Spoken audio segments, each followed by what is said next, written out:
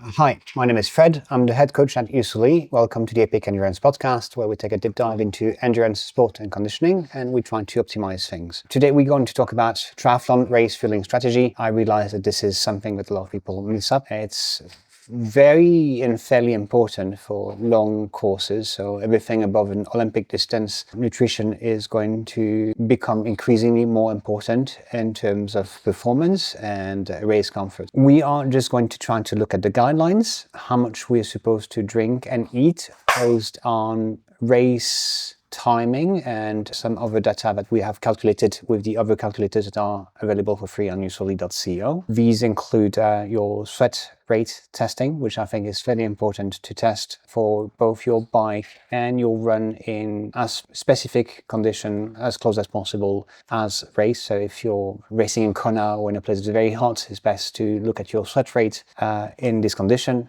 Sweat rate is a good or decent approximation for looking at your sodium loss. If you're looking for the optimal way to look at sodium loss is to do a sodium test, which costs a couple of $100 for people that do have a lot of cramping. Is something that I would recommend. Otherwise, if you have, I would suggest first trying sweat rate and then looking at your sweat content. It's also important that you have a rough idea about what kind of power you're going to put, what kind of time you're going to finish, to see how you're going to space most of your nutrition for the race. Again, I always recommend this one, the power to finish. If you know you don't want to finish in a number of hours, it will give you how much power based on your weight and the race condition, so you can know if it's possible or not. You do have the same thing for running, and without further ado, we're just going to look at the triathlon race filling strategy.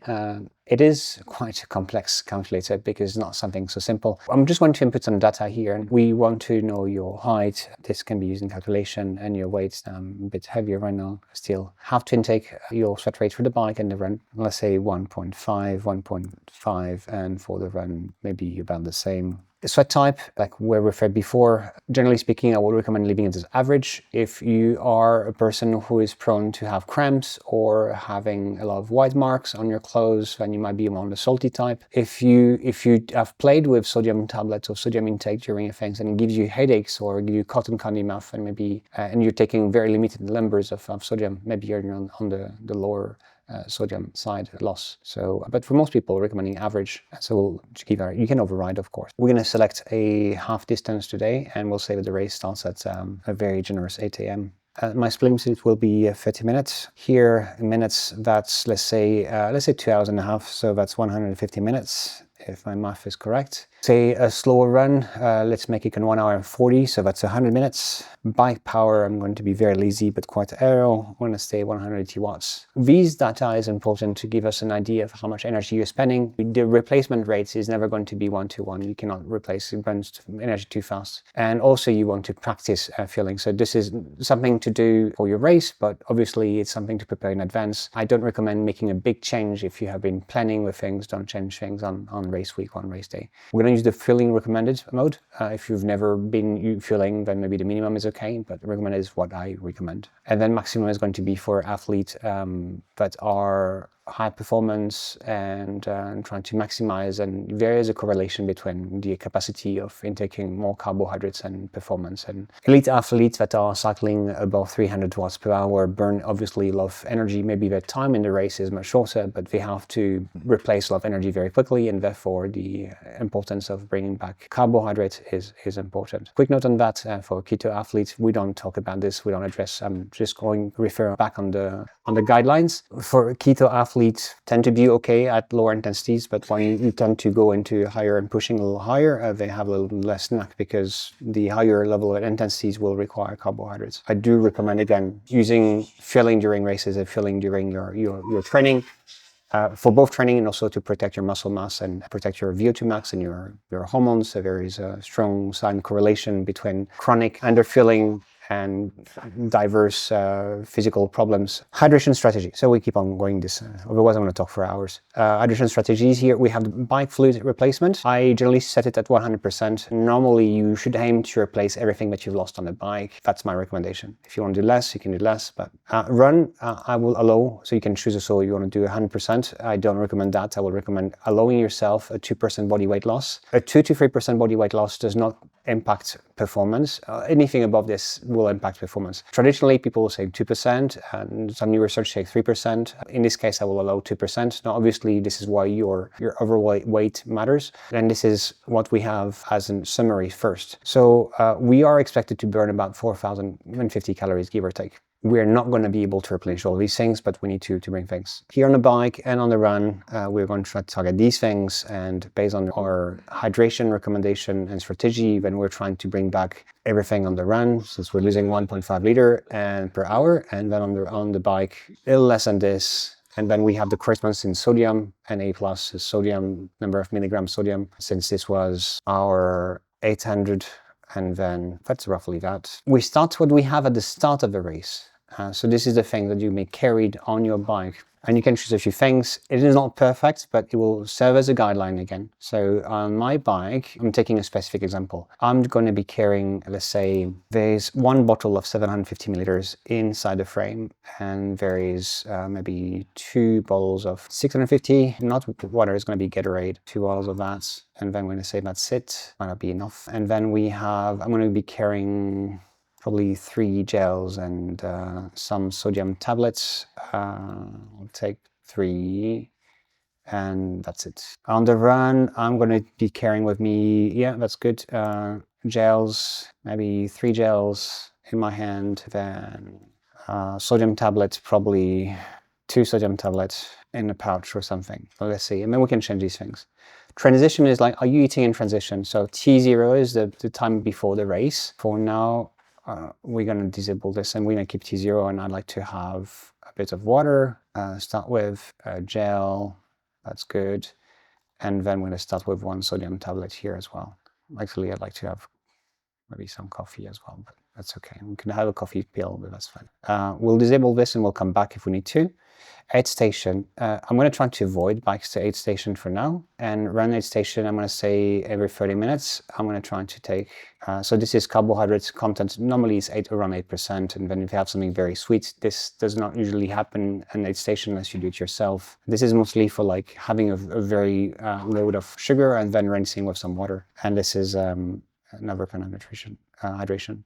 In this race, you'll probably have a small cup of Mortal, so that's 1 cup, and I'm going to take 1 cup of that every 30 minutes, and we'll see how it goes. We'll get build schedule. So first, again, pre-race guidance. Based on this race, duration, 2 days before, having 2 high carb meals. Nothing too specifics, but just a good reminder, the day before, 2 high carb meals, and then having about 700 milliliters of water with some sodium. And the morning, 2 to 3 hours before, pretty important. You don't want to have breakfast too close to the race. That will impair with your sugar levels, and you will come with low sugar level before the race, and you're not putting yourself in the best of places. So you do want to eat early enough, and you do want to make sure that you hydrate. I see a lot of athletes coming to the race dehydrated, not great.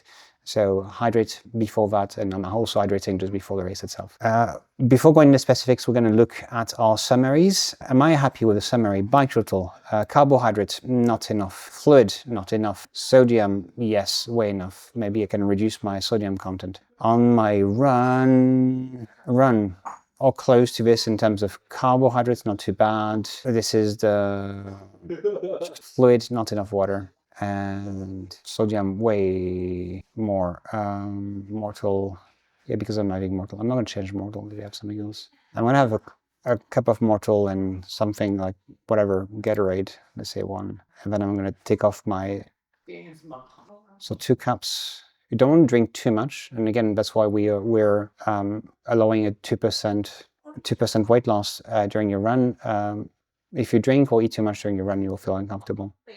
Sodium, we're going to take away these ones, and maybe I'll just have, in T2, I'm just going to take 1 salt tablet of 500.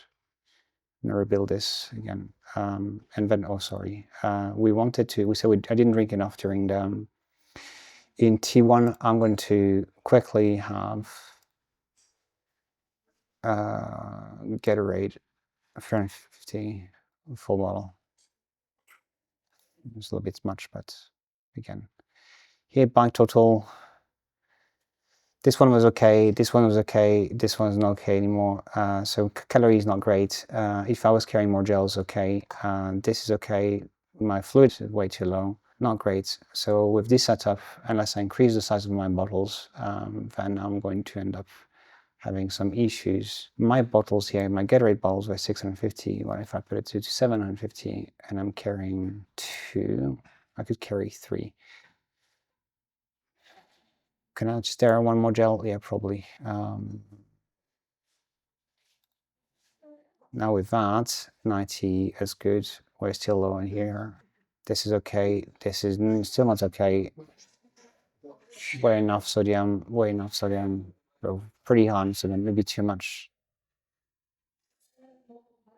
Sodium tablet, like I guess we could change our sodium tablet to 500. And then we're gonna do one. We're gonna do every hour means I will stop twice if I'm racing for 2.5 hours. I'm just going to do one stop at 1 hour and 20, so at 2 hour mile, and then just going to have one bottle of water just to see if that helps a bit. Here we good. Here we good.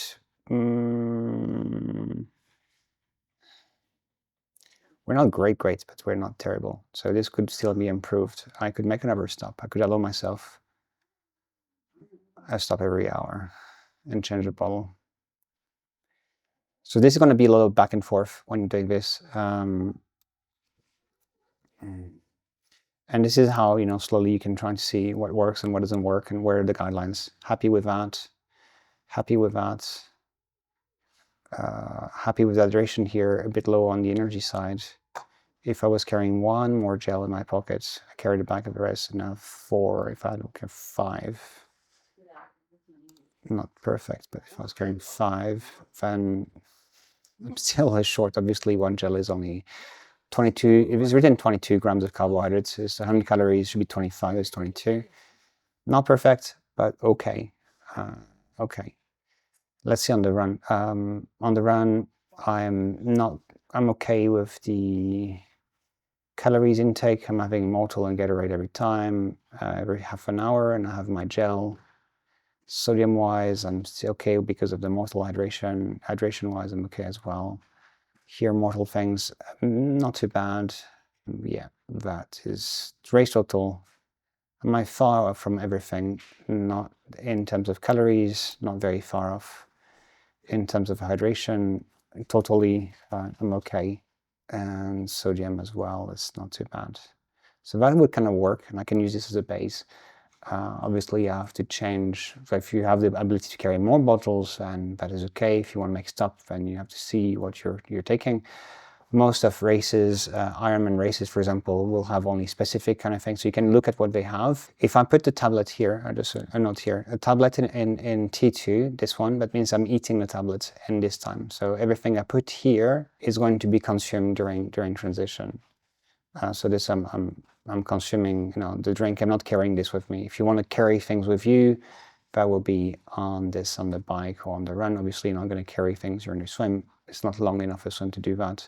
You can eat before the swim if you want, and recommend it. Yeah, that serves. What I would do if I were you, you can export this in CVS, and then you can slightly modify and arrange it to your preferences. And then you have some notes. So I recommend just reading this quickly. It's not very, very difficult, but I'm just using 150 milliliters for this is a cup. Some races might differ, but you can just use a 1.5, 2, or whatever you need. Recovery, again, after the race, trying to bring back some protein will help you with recovery. And yeah, that's about it. If you have any questions, feel free to ask me, and I hope you have a good one, and I'll see you next time.